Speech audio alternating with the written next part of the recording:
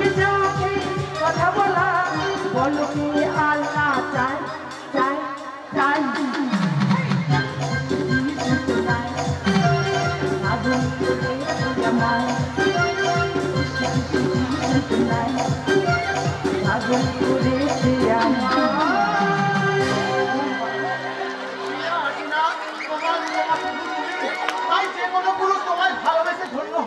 তুমি যে হবে না তা আমি জানি না, কারণ এখন তোমার মনের মধ্যে ওই বিশ্বাসঘাতিনী প্রতিমা সারা মন দেহ জুড়ে বসে আছে। না, মন থেকে তাকে আমি চিরতরে মুছে ফেলবো। তুমি ঠিক আমি ভাই চিরজীবন আমার কাছে থাকবে তো? নিশ্চয়ই থাকবো, যদি তুমি তোমার অতীতকে মুছে ফেলে বর্তমানকে চেপে ধরে রাখতে পারো, জীবন শুরু করতে পারো। পারবো পারবো, পারতে আমাকে হবেই। আমি ভুলে যেতে চাই আমার নোংরা পচা দুর্গন্ধময় অতীত, বিনিময়ে পেতে চাই তোমার সৌরভময় ভালোবাসার এক প্রাণবন্ত জীবন। তোমার মেলা আমি কাঁদি সাহারা, তোমার ভুবনে ফুলের মেলা আমি কাঁদি সাহারা। ও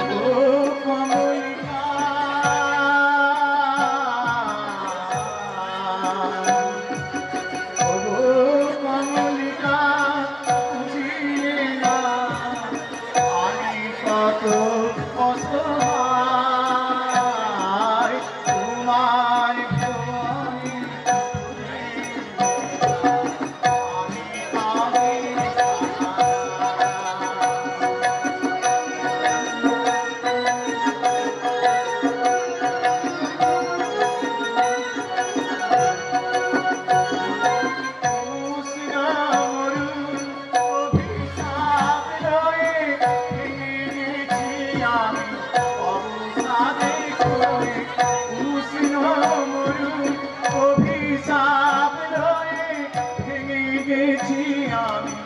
অবসাদে কই কণ্ঠ আমার দীর্ঘ নিঃশ্বাসে সুরে গান গায়। তোমার ভুবনে ফুলের আমি কাঁদি সাহারা, আমি কাঁদি সাহারা, আমি কাঁদি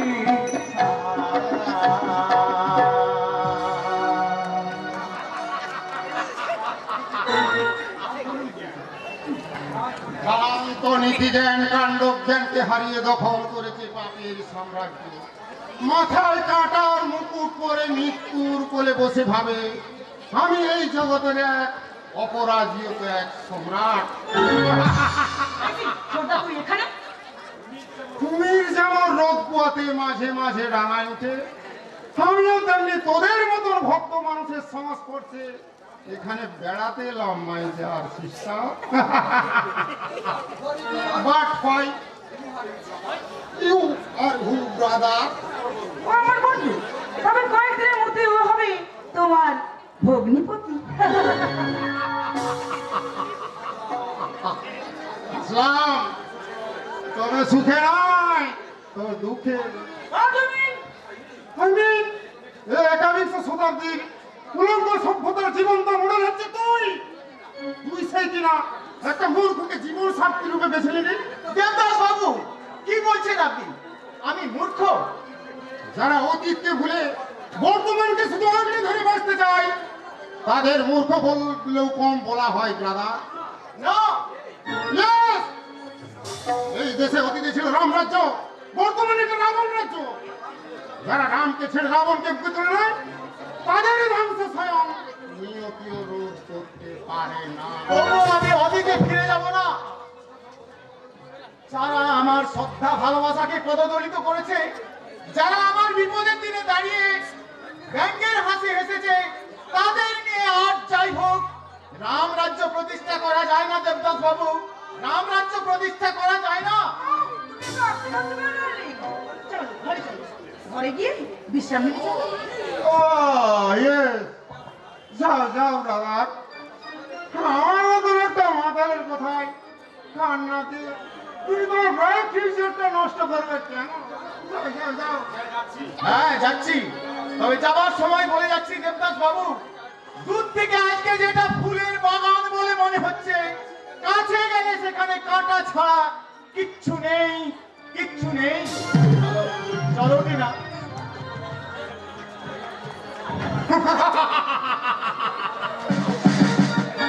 আপনারা কেউ ভেবেছিলেন যে এত সুন্দর একটা পাঠা এক কোপেই বলি হয়ে যাবে? ভুলে যাবে মায়ের মমতা, দাদার স্নেহ, আর ভাইয়ের ভালোবাসা।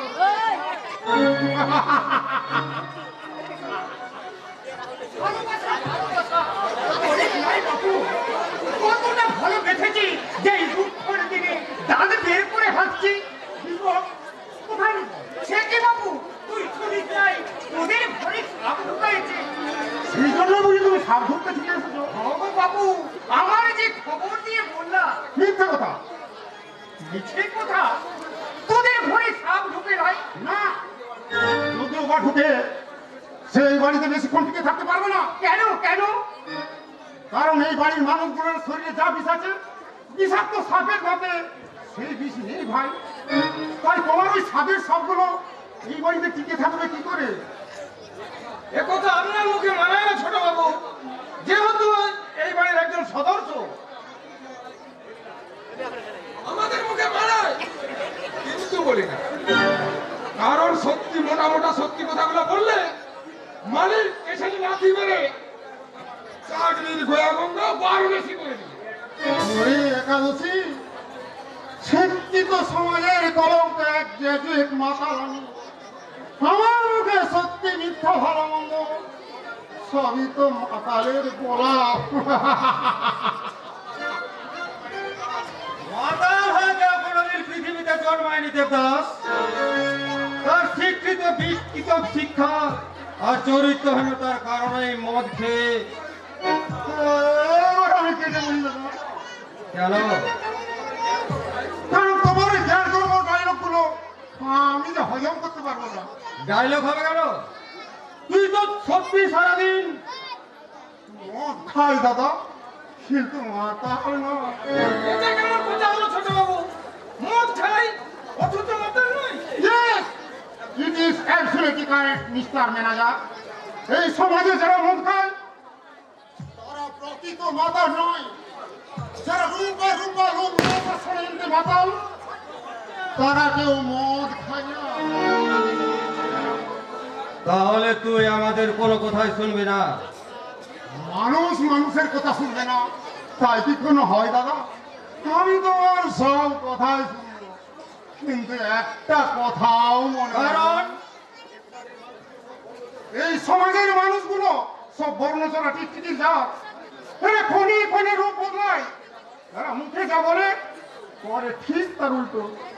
এরা অপরকে সৎ উপদেশ দেয়, কিন্তু নিজেরা যে অসৎ কাজ করে সমাজের সর্বনাশ করে। দেবদাস! Yes, yes, brother. সেই সভ্য শিক্ষিত মানুষ নব, অমানুষের সাথে আমি গা ভাসাবো না। তাদের অন্যায়ের প্রতিবাদ করতে দিলে যদি ওই বিপ্লবাস্ত্রদের মতো ওকালে হারিয়ে যেতে পারবে। ছি ছি ছি ছি ছি, ওই জায়গাটার জন্য মান সম্মান কিছুই রইল না। ওই একটা বাবু, ওই বিপ্লব চৌধুরীটাকে তোর দ্বিতীয় পক্ষের বাপের শালা। বল কে তুই? আইটা আমি হলাম মান। এই বাজে বকো না, তুমি মাল হবে কি করে? মাল মানে তো বড় বড় মেয়ে, ছোট ছোট জামা হেলে দুলে কোমর বেঁকিয়ে চলে যায়। আইটা আমি সে মান নই বাবু। আগে আমি হইলাম আপনি, তো আমি তোদের ঘরে সাপ ধরতেছি। হ্যাঁ, এখানে? আরে তোর কি মাথাটা খারাপ হয়ে গেছে? এই লাই বাবু, লাই। তবে তবে আমি বড় গন্ধ পাচ্ছি। গন্ধ? কিসের গন্ধ? আসলে বাড়িতে অনেক রকম মশলা দিয়ে রান্না হচ্ছে তো, বেটা হয়তো সেই গন্ধকেই সাপের গন্ধ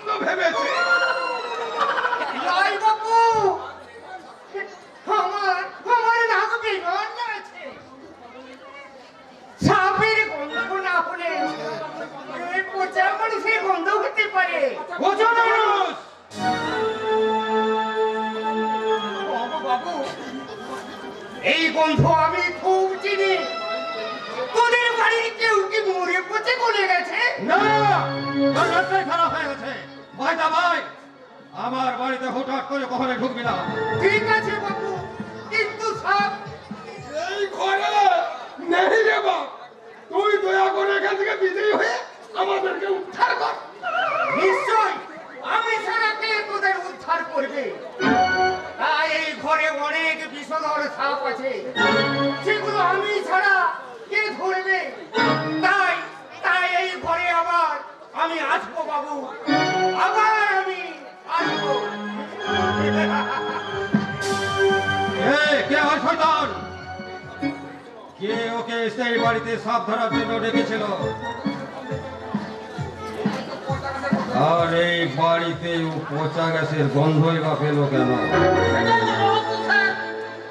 যে কথাটা আমরা এই কয়েকজন ছাড়া এই বাড়িতে কেউ জানে না, সেই কথাটাই সামান্য একটা সাপুড়ে বল। আপনি কি করে বাবুর মেরাজ চাট হলেন বলুন তো? আপনার মাথাটা তো দেখছি একটা মন্ত্রীর আমরা একাদশী। আমি থাকি উপবাস, কিন্তু আমি সত্যি কথা বলতে খুব ভালোবাসি। আর সেই সত্যি কথাটা হলো, ও বেটা সাপুড়ে নয়, সাপুড়ের ছদ্মবেশে অন্য কেউ। তোর কথাটা যদি সত্যি হয়, তাহলে আজকে রাতে ওকে ওই পর্যন্তই থাকছেন, যথা সময়ে কাজটা হয়ে যাবে। Very good, very good. এই না হলে আমাদের মেরাজটা। আমার অঘোষিত জমিদারি ওই মদের ভাটি সব কিছুর প্রধান বাধা রবি ঠাকুর। তার একটা হাত ওই সৌরভকে ওটাকে টাকা দিয়ে থানা থেকে ছাড়িয়ে এনে একটি লাভ হলো স্যার। বুঝবে কি করে? তোমার মাথায় উটের ঘি আছে যে।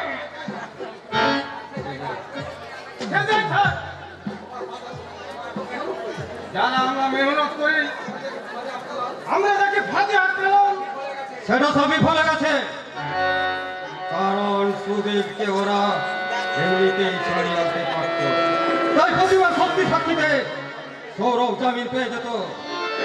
আর জামিন পেয়ে সৌরভ তার দাদার পাশে দাঁড়িয়ে ফুস করতো। সেই প্রশ্নটা সে আজও করবে, তবে আমাদের দিকে নয়, ওর মা দাদা আর ভাইয়ের দিকে। কিন্তু স্যার ওই সৌরভ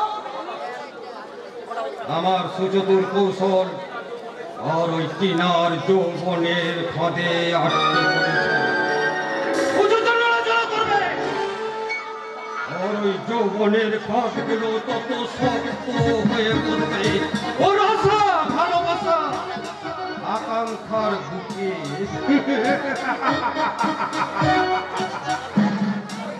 কি বলছেন স্যার? টিনা কি তাহলে ওকে বিয়ে করবে, তবে সংসার করার জন্য নয়, খেলা করার জন্য। ও যখন ওই খেলা ঘরের পুতুল হয়ে নাচবে, আমি তখনই ওর দাদা ওই মাটির ভগবান রবি ঠাকুরকে ধীরে ধীরে আমি নরকের দ্বার প্রান্তে পৌঁছে দেব। স্যার, আপনি যে বলে দিলেন টিনার সঙ্গে আমার বিয়ে দেব, এই তো, কিন্তু আজও বলেছি নাকি যে বিয়ে দেব না? কিন্তু স্যার ওই সৌরভের সঙ্গে যদি বিয়েটা হয়ে যায়, তাতে তোমার কি? তুমি নিশ্চয় জানো এই হাই সোসাইটিতে বিয়েটা একটা সোশ্যাল কন্ট্রাক্ট। আজ যেখানে বসবে সৌরভ, টাকায় সেখান থেকে হটিয়ে দিয়ে সেখানে বসবে এই তব্যেন। এটাই তো জীবন। জীবন নিয়ে এইভাবে সাউন্ড খেলে আপনার কি লাভ হচ্ছে স্যার? লাভ?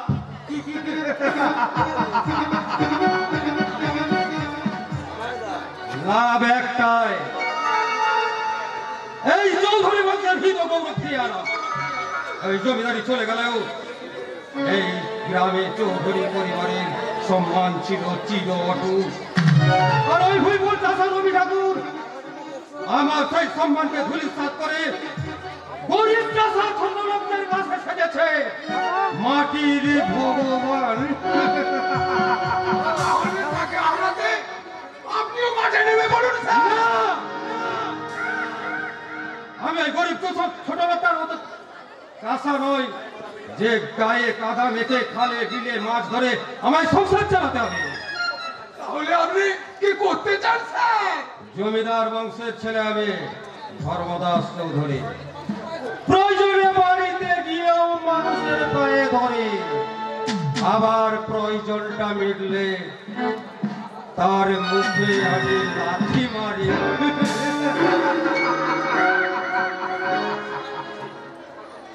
আবার প্রতিটি শিরা ধমনীতে বইছে জমিদারের নির্লপ্ত অত্যাচার, খুন, ধর্ষণ, ওইগুলো আমার মৃত্যুর সঙ্গে। আর সেইগুলো দিয়ে নিখুঁত ষড়যন্ত্রের জালে বন্দী হয়ে মাটি মায়ের কোলে শুয়ে থাকবে ওই মাটির ভগবান রবি ঠাকুর।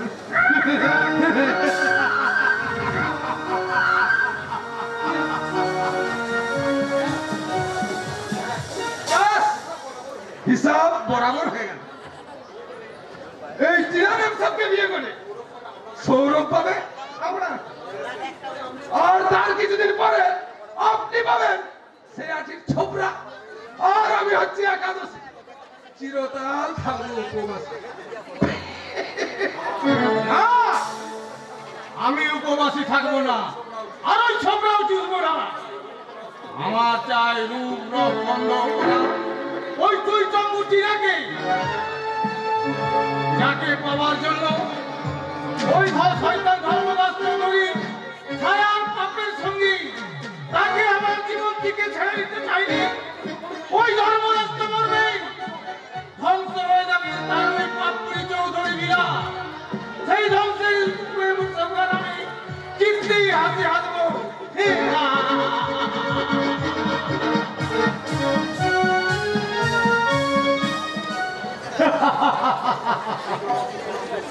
সুজলা সুফলা শস্য শ্যামলা বাংলার বুকে ছোট্ট একটা পলাশ ডাঙা, এখানে সবুজ ক্ষেতের উপর সোনালী ধানের শীষগুলো হাওয়ায় দুলতে দুলতে বলছে, ওরে গায়ের কিশোর রবি ঠাকুর, তোর এই সোনার বাংলাকে আমরা সোনা দিয়ে মুড়ে দেব।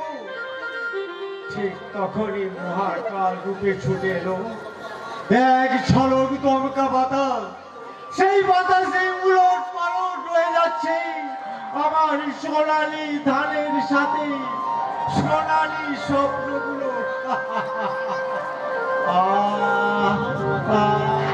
আমার মাথাটা ঘুরছে, আমার চোখের সামনে সব চাপ।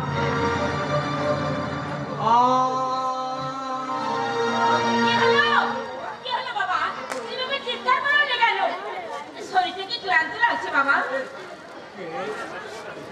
কে রে? মহা, হ্যাঁ, কি যেন বলছিলে, ক্লান্ত নাকি? হ্যাঁ বাবা, সকাল থেকে রোদে কাজ করছিস তো, তাই হয়তো শরীরটা। নে বাবা, জলটা খেয়ে নে। হ্যাঁ, দাও মা দাও। হ্যাঁ, আমি খাচ্ছি,